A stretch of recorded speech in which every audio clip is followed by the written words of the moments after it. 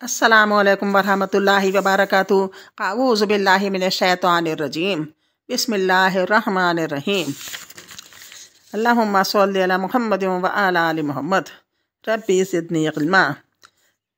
कल आपने सुना था कि मुसलमान जो थे हबशा चले गए थे और हबशा के बादशाह ने मुसलमानों की बहुत ज़्यादा मदद की थी। इससे बहुत ज़्यादा बौखला गए थे कुरैश, और जो मुशरिक लोग थे बहुत घबरा गए और बहुत ज़्यादा उन्हें अफसोस हुआ इस बात का कि उनकी नजाशी जो है वो उनकी मदद कर रहे हैं मुसलमानों की, और वो वहाँ से चले आए। इसके बाद उन्होंने बहरहाल मुशरिकीन की चाल तो नाकाम हो ही चुकी थी कि वहाँ बादशाह ने उनकी मुसलमानों की मदद की थी, और जबकि ये बहुत ज़्यादा बरगलाने के लिए गए, बहुत बरगलाया, उनको तोहफ़े तफ़ाइफ भी लिए, मगर सारे उन्होंने तोहफ़े तफ़ाइफ उनके वापस कर दिए और उनके बरगलाने में भी नहीं आए, बल्कि वो और उनकी खिदमत और खातिर करने लगे मुसलमानों की, और उन्होंने उनसे वादा किया कि तुम्हें कोई भी नुकसान नहीं पहुंचा सकता। बहरहाल मुशरिकीन की चाल नाकाम हो गई और इनकी समझ में आ गया कि वो अपने जज्बे अदावत को अपने दायरा इख्तियार में ही आसूदा कर सकते हैं, यानी कि कोई भी इनकी बात नहीं मानेगा, वो ये समझ गए। लेकिन इसके नतीजे में उन्होंने एक खौफनाक बात सोचनी शुरू कर दी। दर हकीकत इन्हें ये अच्छी तरह एहसास हो गया था कि इस मुसीबत से निपटने के लिए अब इनके सामने दो ही रास्ते रह गए। या तो रसूलुल्लाह सल्लल्लाहु अलैहि वसल्लम को तबलीग से बज़ोर ताकत रोक दें, यानी इतनी ताकत से उनको रोक दिया जाए, मारा पीटा जाए या उनके साथ कुछ ज़्यादती की जाए नाउज़ुबिल्लाह, और उन्हें रोक दिया जाए, या फिर आपके वजूद ही का सफाया कर दें। लेकिन दूसरी सूरत हद दर्जा मुश्किल थी, क्योंकि अबू तालिब आप सल्लल्लाहु अलैहि वसल्लम के महाफिज थे और अबू तालिब का वहाँ पर मर्तबा बहुत ज़्यादा था, और मुशरिकीन के अज़ाइम के सामने आहिनी दीवार बने हुए थे अबू तालिब। इसलिए यही मुफीद समझा गया कि अबू तालिब से दो दो बातें हो जाएं। अब अबू तालिब को कुरैश की धमकी। इस तजवीज़ के बाद सरदारान कुरैश अबू तालिब के पास हाजिर हुए और बोले, अबू तालिब, आप हमारे अंदर सनो शर्फ और एजाज़ के मालिक हैं, यानी आप बहुत ज़्यादा इज़्ज़तदार हैं हमारे यहाँ के, समझो आप हमारे मालिक हैं। हमने आपसे गुजारिश की कि अपने भतीजों को रोकिए, लेकिन आपने नहीं रोका। आप याद रखें, हम इसे बर्दाश्त नहीं कर सकते कि हमारे आबा व अजदाद को गालियाँ दी जाए, हमारी अक्ल व फ़हम को हिमाकत ज़दा करार दिया जाए और हमारे खुदाओं की ऐब चीनी की जाए। आप रोक दीजिए, वरना हम आपसे और उनसे ऐसी जंग छेड़ देंगे कि एक फरीक का सफाया हो जाएगा, यानी इधर के लोग सारे मर जाएंगे या उधर के। अबू तालिब पर इस ज़ोरदार धमकी का बहुत ज़्यादा असर हुआ और उन्होंने रसूलुल्लाह सल्लल्लाहु अलैहि वसल्लम को बुलाकर कहा, भतीजे, तुम्हारी कौम के लोग मेरे पास आए थे और ऐसी ऐसी बातें कह गए। अब मुझ पर और ख़ुद अपने आप पर रहम करो और इस मामले में मुझ पर इतना बोझ न डालो जो मेरे बस से बाहर है। ये सुनकर रसूलुल्लाह सल्लल्लाहु अलैहि वसल्लम ने समझा कि अब आपके चचा भी आपका साथ छोड़ देंगे और वो भी आपकी मदद से कमज़ोर पड़ गए हैं। इसलिए फरमाया, चचा जान, खुदा की कसम, अगर ये लोग मेरे दाहिने हाथ में सूरज और बाएं हाथ में चांद को रख देंगे, तब भी मैं इस काम को इस हद तक पहुंचाए बगैर छोड़ दूं कि या तो अल्लाह इसे गालिब कर दे या मैं इसी राह में फ़ना हो जाऊं, तो नहीं छोड़ सकता। इसके बाद आपकी आंखें अश्कबार हो गईं और आप रोने लगे और उठ गए। जब वापस होने लगे तो अबू तालिब ने पुकारा और सामने तशरीफ़ लाए और कहा, भतीजे, जाओ, जो चाहो करो, खुदा की कसम मैं तुम्हें कभी भी किसी भी वजह से छोड़ नहीं सकता। और ये शेर पढ़े जिनका मतलब था, बखुदा वो लोग तुम्हारे पास अपनी जमीयत समेत भी हरगिज़ नहीं पहुंच सकते, यहाँ तक कि मैं मिट्टी में दफन कर दिया जाऊं। तुम अपनी बात खुल्लम खुल्ला कहो, तुम पर कोई पाबंदी नहीं, तुम खुश हो जाओ और तुम्हारी आंखें इससे ठंडी हो जाएं। कुरैश एक बार फिर अबू तालिब के सामने। पिछली धमकी के बावजूद जब कुरैश ने देखा कि रसूलुल्लाह सल्लल्लाहु अलैहि वसल्लम अपना काम किए जा रहे हैं, तो इनकी समझ में आ गया कि अबू तालिब रसूलुल्लाह सल्लल्लाहु अलैहि वसल्लम को छोड़ नहीं सकते, बल्कि इस बारे में कुरैश से जुदा होने और इनकी अदावत मोल लेने को तैयार हैं। चुनाचे वो लोग वलीद बिन मुगीरा के लड़के उमारा को अपने साथ लेकर अबू तालिब के पास पहुँचे और उनसे यूँ अर्ज़ की, अबू तालिब, ये कुरैश का सबसे बाका और ख़ूबसूरत नौजवान है, आप इसे ले लें, इसकी दैत और मदद के आप हकदार होंगे। आप इसे अपना लड़का बना लें, यह आपका होगा और आप अपने पास इसे रख लें और आप अपने इस भतीजों को हमारे हवाले कर दें जिसने आपके आबा व अजदाद के दीन की मुखालफत की है, आपकी कौम का शीराज़ा बिखेर दिया है और इनकी अक्लों को हिमाकत से दो चार बतलाया है। हम इसे कत्ल कर देंगे, बस ये एक आदमी के बदले एक आदमी का हिसाब है।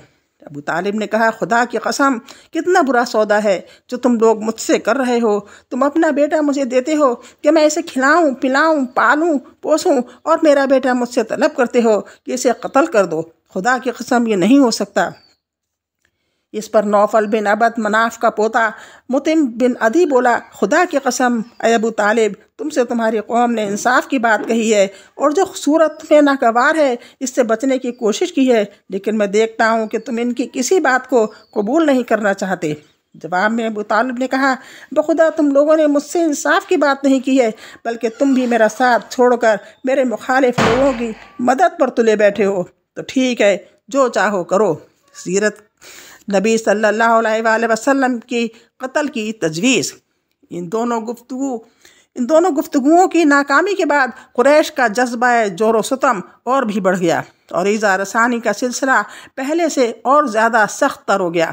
انہی دنوں قریش کے سرکشوں کے دماغ میں نبی صلی اللہ علیہ وآلہ وسلم کے خاتمے کی ایک تجویز ابھری، لیکن یہی تجویز اور یہی سختیاں مکہ کے جاں بازوں میں سے دو نادرہ روزگار سرفروشوں یعنی حضرت حمزہ بن عبد المطلب رضی اللہ عنہ اور حضرت عمر بن خطاب رضی اللہ عنہ کے اسلام لانے اور ان کے ذریعے اسلام کو تقویت پہنچانے کا سبب بن گئیں، یعنی ان کی وجہ سے وہ سب ناکارہ ہو گئیں۔ جنہوں نے تجویز سوچی تھی وہ اسی زمانے میں حضرت حمزہ رضی اللہ عنہ بن عبد المطلب اور حضرت عمر بن خطاب رضی اللہ عنہ اسلام لے آئے، تو اس وجہ سے ان کی ساری جو انہوں نے تجویز سوچی تھی وہ ساری مٹی میں مل گئی۔ جور و جفا کے سلسلے دراز کے ایک دو نمونے یہ ہیں کہ ایک روز ابو لہب کا بیٹا عتیبہ رسول اللہ صلی اللہ علیہ وآلہ وسلم کے پاس آیا اور بولا کہ میں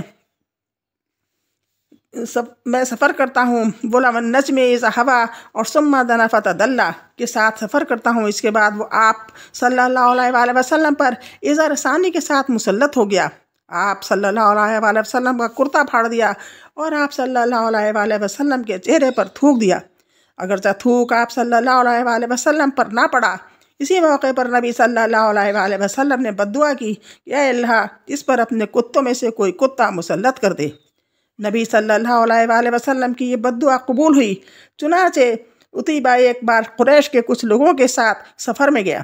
جب انہوں نے ملک شام کے مقام زرقہ میں پڑاؤ ڈالا تو رات کے وقت شیر نے ان کا چکر لگایا۔ عتیبہ نے دیکھتے ہی کہا ہائے میری تباہی، یہ خدا کی قسم مجھے کھا جائے گا جیسا کہ محمد صلی اللہ علیہ وآلہ وسلم نے مجھ پر بددعا کی ہے۔ دیکھو میں شام میں ہوں لیکن اس نے مکہ میں رہتے ہوئے مجھے مار ڈالا۔ احتیاطاً لوگوں نے عتیبہ کو اپنے اور جانوروں کے گھیرے کے بیچوں بیچ سلایا، لیکن رات کو شیر سب کو پھلانگتا ہوا سیدھا عتیبہ کے پاس پہنچا اور سر پکڑ کر ذبح کر ڈالا۔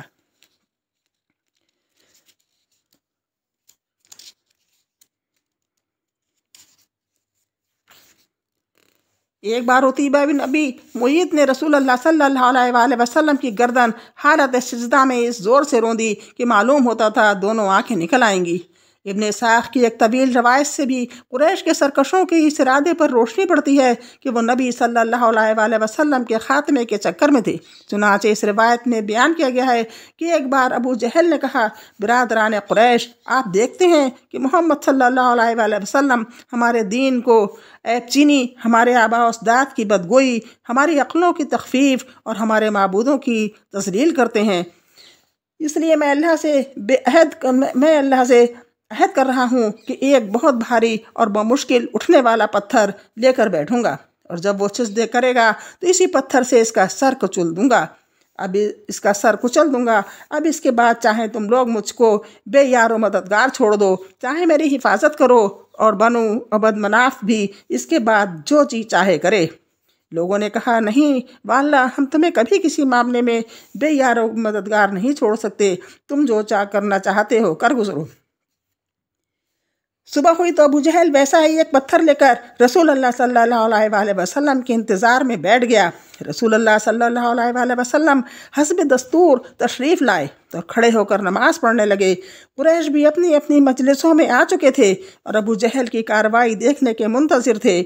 جب رسول اللہ صلی اللہ علیہ وآلہ وسلم سجدے میں تشریف لے گئے تو ابو جہل نے پتھر اٹھایا پھر آپ صلی اللہ علیہ وسلم کی جانب بڑھا، لیکن جب قریب پہنچا تو شخص خوردہ حالت میں واپس بھاگا۔ اس کا رنگ فخ تھا اور وہ اس قدر مروب تھا کہ اس کے دونوں ہاتھ پتھر پر چپک کر رہ گئے تھے۔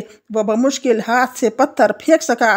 ادھر قریش کے کچھ لوگ اٹھ کر اس کے پاس آئے اور کہنے لگے، ابو الحکم تمہیں کیا ہو گیا ہے؟ اس نے کہا، میں نے رات جو بات کہی تھی وہی کرنے جا رہا تھا، لیکن جب اس کے قریب پہنچا تو ایک اونٹ آڑے آ گیا۔ بخدا میں نے کبھی کسی اونٹ کی ویسی کھوپڑی، ویسی گردن اور ویسے دانت دیکھے ہی نہیں۔ وہ مجھے کھا جانا چاہتا تھا۔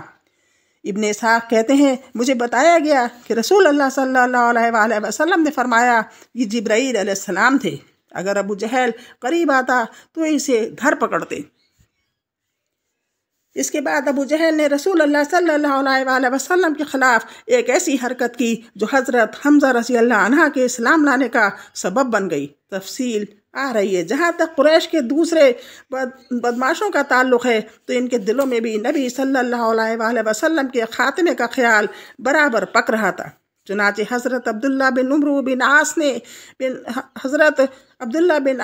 بن عاص رضی اللہ عنہ سے ابن اسحاق نے ان کا یہ بیان نقل کیا ہے کہ ایک بار مشرکین حطیم میں جمع تھے، میں بھی موجود تھا۔ مشرکین نے رسول اللہ صلی اللہ علیہ وسلم کا ذکر چھیڑا اور کہنے لگے، اس شخص کے معاملے میں ہم نے جیسا صبر کیا ہے اس کی مثال نہیں۔ در حقیقت ہم نے اس کے معاملے میں بہت ہی بڑی بات پر صبر کیا ہے۔ یہ گفتگو چل ہی رہی تھی کہ رسول اللہ صلی اللہ علیہ وسلم نمودار ہو گئے۔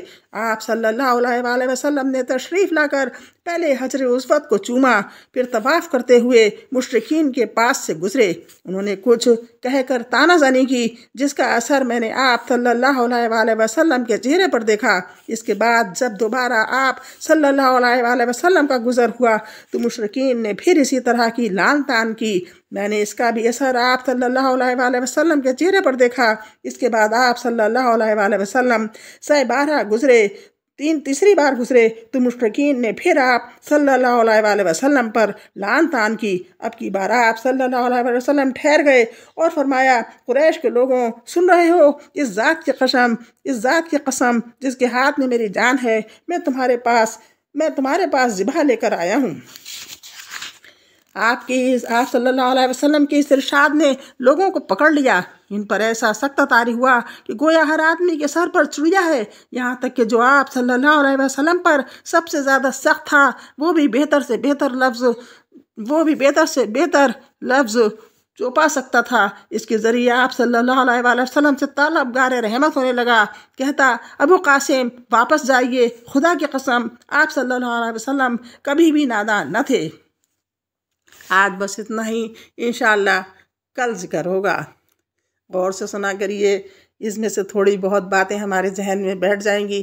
ہمیں پتہ لگے گا کہ ہمارے نبی نے کتنی پریشانیاں اٹھا کر ہمیں اس حال میں پہنچایا ہے۔